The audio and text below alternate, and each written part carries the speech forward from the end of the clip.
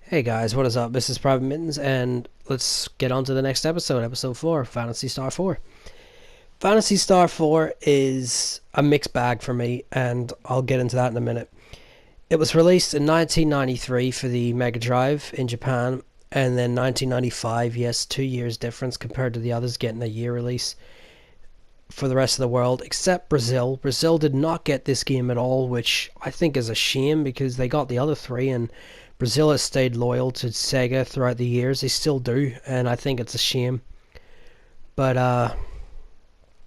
let's get started. Now, when I said it's a mixed bag, it's a great game. There's no denying that. But unfortunately, the game played it safe by not really doing anything new to really innovate the series, except for doing two things essentially. Now, the graphics, amazing for a Mega Drive game. I mean, God, they look fantastic. They brought back the multiple areas in the background. Unfortunately, no 3D anymore, as I said before. One was only to do that.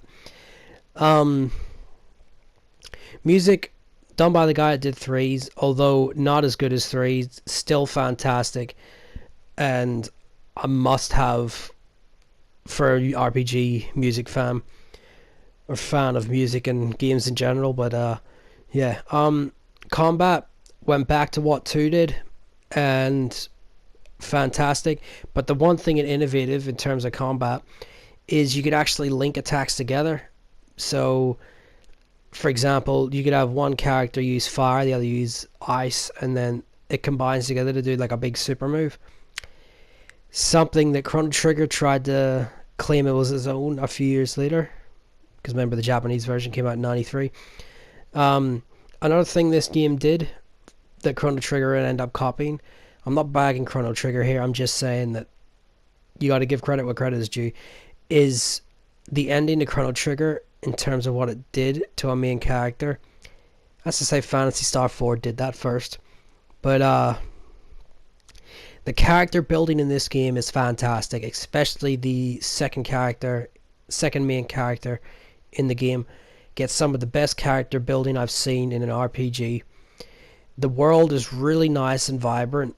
Probably, I should argue, the best world in the series by far. A lot of nice little Easter eggs, Tremors, June, and all that there. But then it brings me to when I said it was playing it safe. It didn't do what 3 did, as in the branching, paths, multiple endings, and that there.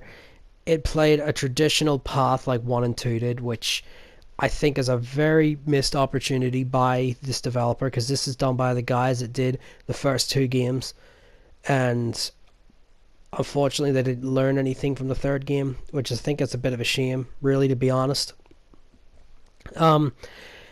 There's also introduced to this series, I don't know if any other series did it first, but the side questing guilds, or guild. The guild essentially makes you go out and hunt monsters, which in turn will get you better loot and gear for your characters, and the side quests, range from different things altogether. I think it wasn't the first to do it, but just noted that it did do that. But as I said, music's fantastic, graphics are fantastic. Now, they went back to the manga art style. They all had this, but it had been hiatus since 2 for this company. Now, it looked phenomenal here. The manga style is best in the series by far. Story wise, not as good as 2. Is it as good as 1 and 3? Hard to say. I'll leave that to the next video, but it's definitely got a good story nonetheless.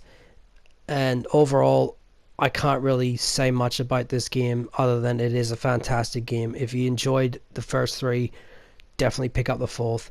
Now, reception wise to this game, people argue whether or not this is better than 2 or is 2 better than it. As I said, I'll leave it till the next video. But now, reception, Nintendo once again said that this game is one of the greatest RPGs of its generation. A lot of other outlets give it amazing review scores and that there, and it just goes to show all four of these games. I'm actually surprised 3 got it, but all four of these games got extremely high scores, and just goes to show. But that's really it, guys. I know that's a short video for the fourth one, where people think the fourth is the best, but as I said, it didn't do anything new. It played it safe, unlike the other 3 in the series. And stay tuned to the next episode where I talk about what happened to the rest of the series and, you know, essentially that there. But anyhow, hope you guys enjoyed this video. This is Private Mittens. Stay tuned to the final video. Take care, guys, and see you later.